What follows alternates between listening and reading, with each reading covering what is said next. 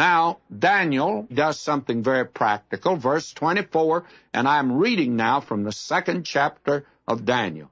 Therefore Daniel went unto Arioch, whom the king had ordained to destroy the wise men of Babylon. He went and said thus unto him, Destroy not the wise men of Babylon. Bring me in before the king, and I will show unto the king the interpretation. Now, Daniel wants to stop this bloody slaughter that would have taken place. And apparently Arioch had no stomach or heart for the matter either. He didn't want to slay all the wise men. And then Arioch, verse 25, and I'm reading, Then Arioch brought in Daniel before the king in haste, and said thus unto him, I have found a man of the captives of Judah that will make known unto the king the interpretation. Now, this man rushes into the king, and he rushes Daniel into the presence of the king with the good news that the dream will be divulged. And verse 26, the king answered and said to Daniel, whose name was Belteshazzar, Art thou able to make known unto me the dream which I have seen, and the interpretation thereof? Now, quite obviously, and I think logically, the king was rather skeptical. All of these wise men had not been able to come up with the interpretation. And here comes in this little fella Daniel.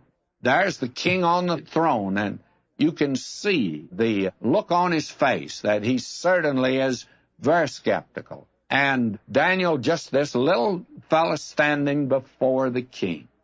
And the king is asking him, You mean to tell me that all the other wise men, they couldn't answer? They had no answer?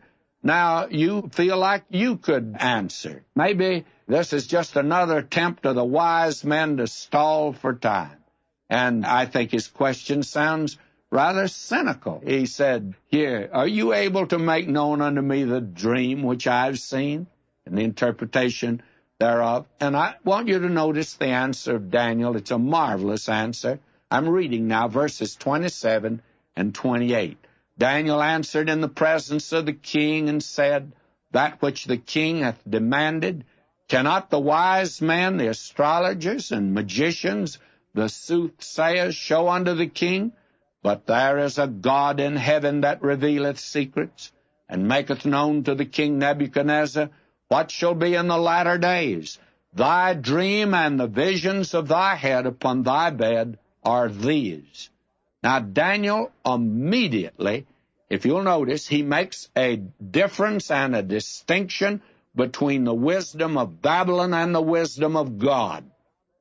You remember Paul says the wisdom of this world is foolishness with God. And the wisdom of God is foolishness to the world, by the way. Paul said that to the Corinthians. You read 1 Corinthians, 1st chapter, verses 18 through 25. Now, Daniel has the unique privilege of introducing to the darkened mind of this pagan king the living and true God. He says the God of heaven. He reveals secrets, and the emphasis in the dream is upon the latter days. Do you notice? And maketh known to the king Nebuchadnezzar what shall be in the latter days. That's pretty important, because that's going to be the emphasis now of the dream.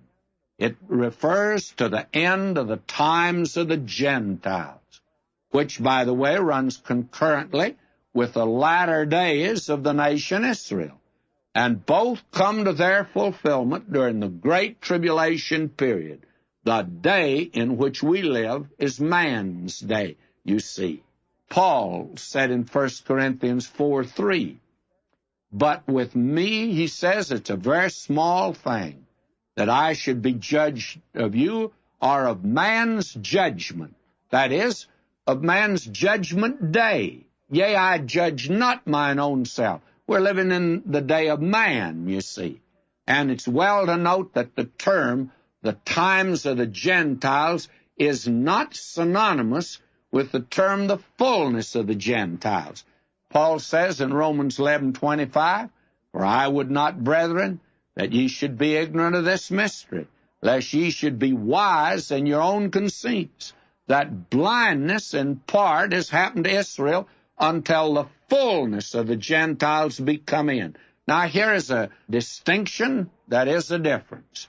The fullness of the Gentiles ends with the rapture of the church.